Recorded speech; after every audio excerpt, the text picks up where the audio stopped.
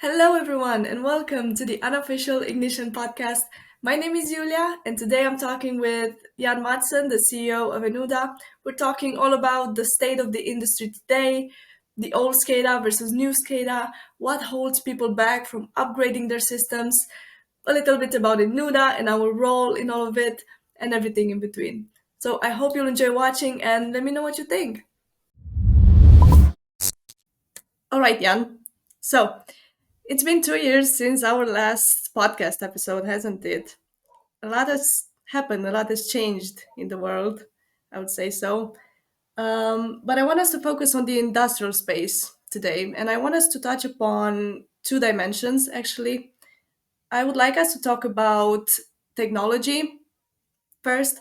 What new business needs, what new requirements do we have that technology has to keep up with, or to solve, or to adapt to?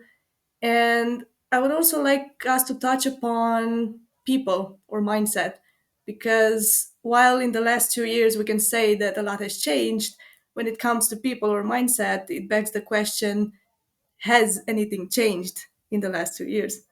So, what are your thoughts? Well, it reminds me of the old John Naisbitt quote where he says something like, "Many things change, most things don't." And that I think that's a kind reminder to all of us that hey, there's a lot of change going on out there, but at the end of the day, a lot of things do not change. I would say most of it boils down to human behavior. There's a lot of inertia in human behavior. Humans they don't like to change. Basically, they don't. Yeah. So, so that's so yeah. Many things have changed. Technology has changed, but what we see is that there's a there's a discrepancy between, on the one hand, that people are saying, "Oh, we need to change and we need to get on this digital transformation wagon, and everything should be this and that." And then if you look at how things are out there, well, it's more or less business as usual in many places. So it's like what we see, and it's like two tracks. So it's like two tracks running in parallel. On one track, or two roads, if you like. On one road, there are the companies and the organizations who have put themselves onto this digital journey, and they are doing all kinds of things, and they are at different places in the process, but they are very conscious about that they need to do something. On the other hand, you have on the other track, you have other companies or organizations saying, yeah, we'll get to that someday, but not today. So Yeah. and that is just how it is. And you can probably get different. The next question could be, but how many in one group and how many in the other? I don't know. We don't know, but we experience both of them out there. So that's what we meet.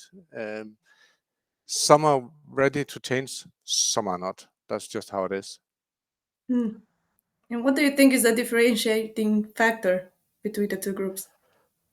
It would be lovely if all the high-flying big consulting consortiums were right and saying, well, it's competitive global driving, global competitive forces driving all of this, and that's why it's happening now.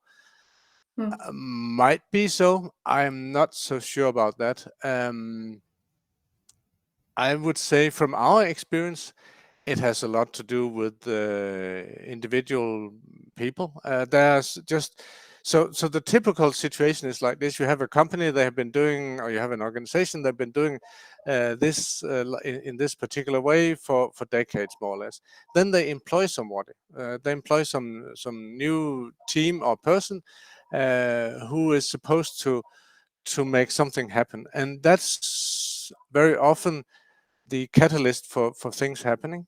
So they add a person that is not part of the daily operations to Hmm. actually make something happen. Yeah. Yeah. Um, because if it's all daily operations, then at the end of the day, it will be all daily operations. Just get your shit done and get it out of the door and onto the next problem. Yeah. Yeah.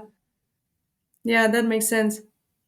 And how about the whole idea of old SCADA versus new SCADA? What is that about? What is this modern SCADA? And are people willing to make the transition between old SCADA and the new SCADA?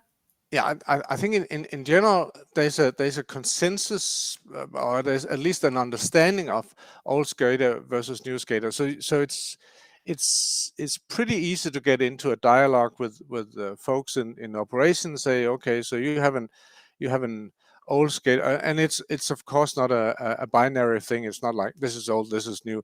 Yeah. It's on a spectrum, but it's easy to get people to acknowledge that. Yes, what we have is more than 10 years old, and it doesn't look super nice, and it looked like it used to look back in the day, and it has the functionality that it had back in the day, and so on and so forth. And they can also see that new SCADA with the ideas of mobile first and a more versatile and open approach to things would be valuable. So the whole discussion is on the table. At the end of the day, yeah, but it comes down to a matter of money and time to actually get it done. You have something that works, why change it? That's often like that. So you need something to act as a door opener for the organization to say, okay, now we take the step to move from the old to the new. Hmm. Yeah.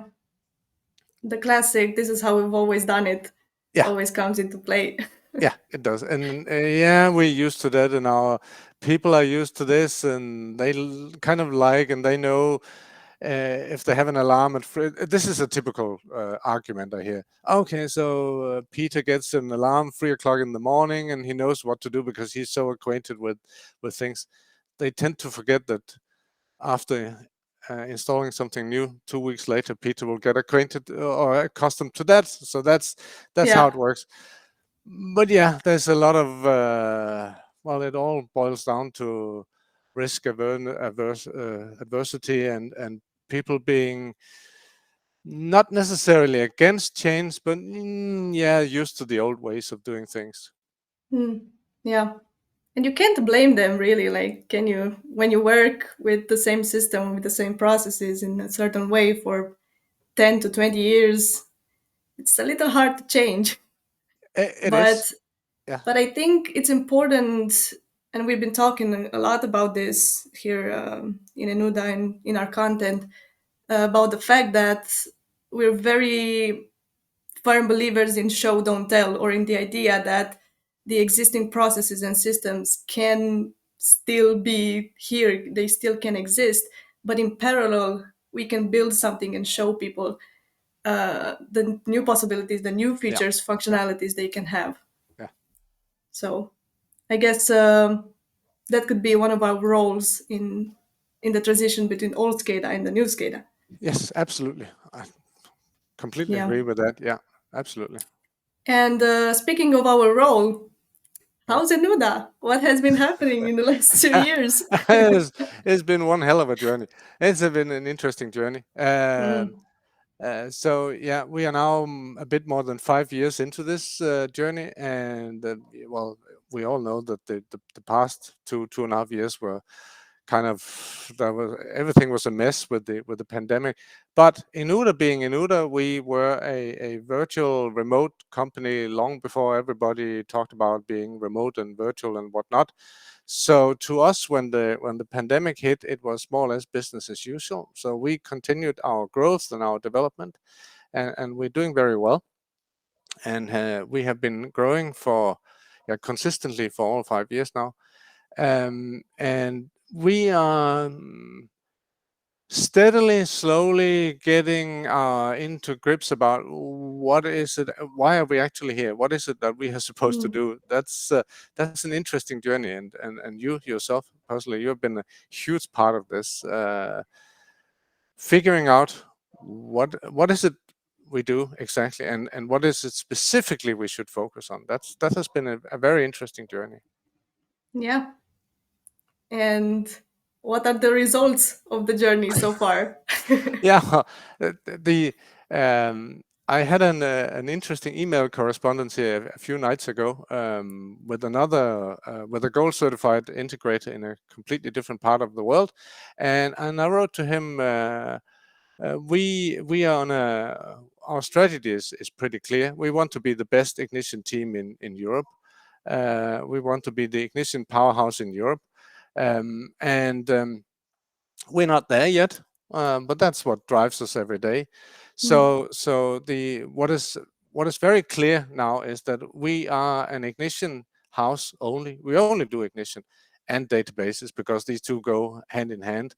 Uh, so it's ignition and it's ignition only, and yeah, we're getting pretty good at ignition. I would say pretty good. That's probably the understatement of the day, but we're getting I good was at going to ignition. say that. That's very modest.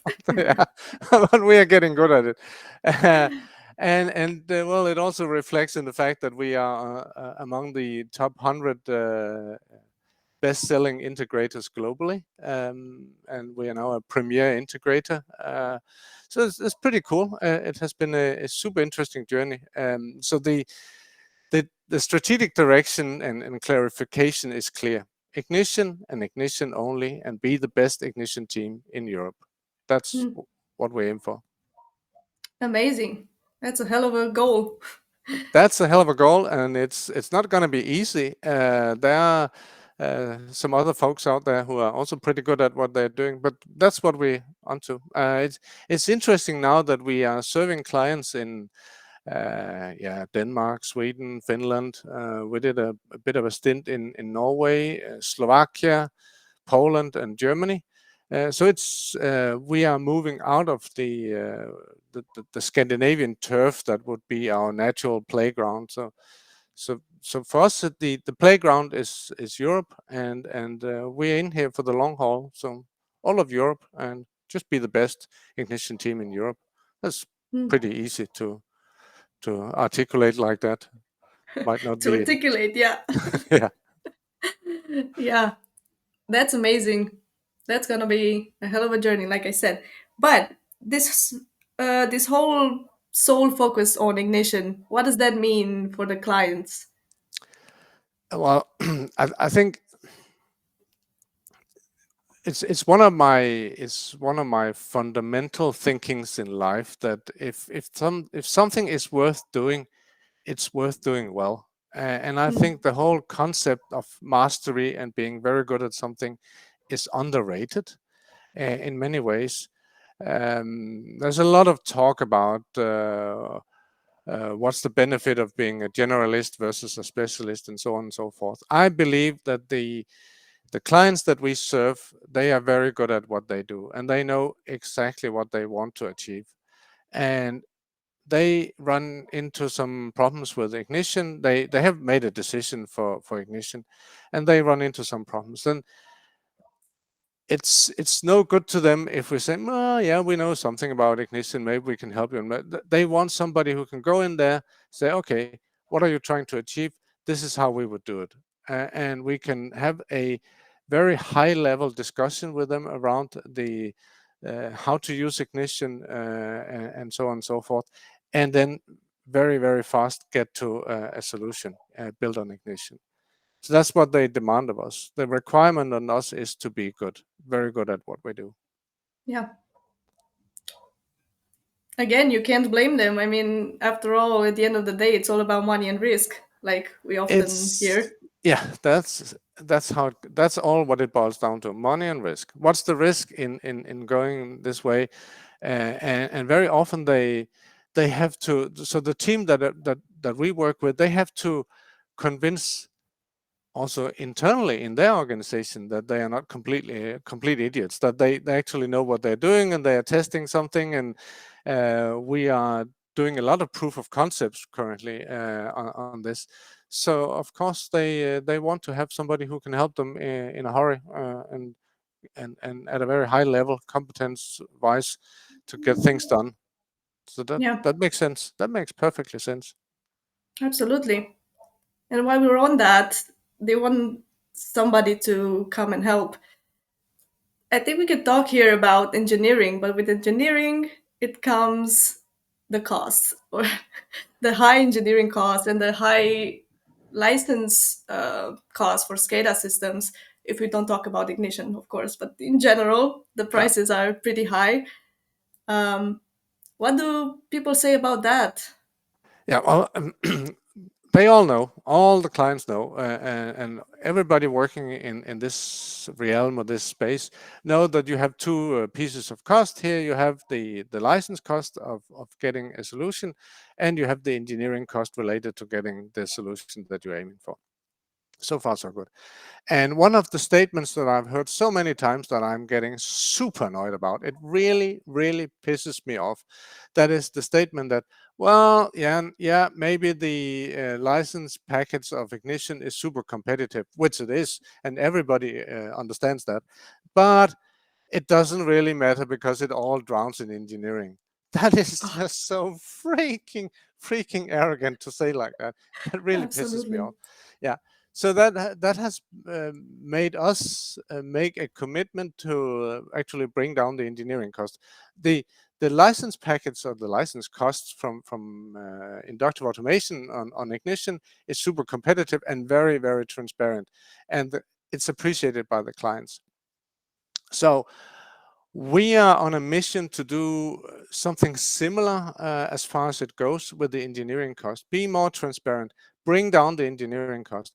Do not start from scratch. Have a toolbox of pre-made things that we can so we can do a lot of plug and play and make it very transparent to the client and bring down the overall engineering cost of what we're doing. So that's the mission we're on here. Yeah. So essentially, just remove a lot of headaches that Yeah, come with SCADA yeah, projects. yeah. Yes. Yeah, Yeah. absolutely. Yeah, get to a result way faster simply by have the ignition in place and some plug and play standard things that we have pre-made in ignition in our Enuda ignition toolbox, and then bring the two together and have something up and running for the client very fast. Hmm. That's the aim. Yeah. And I gotta say, we're getting there. Like it's happening. We're getting there. We're getting there. Improving something every week, but yeah, it's just things that has to be done. Just jobs to be done at the end of the day. That's how it is. Yeah, absolutely. All right. Well, that's all we're going to say about that for now. We're gonna talk more about it. But yeah, I think that would be it for today. Do you have anything to add? No, I think it was a cool conversation. Thank you very much for having me here, and cool. Looking forward Thank to you. next time.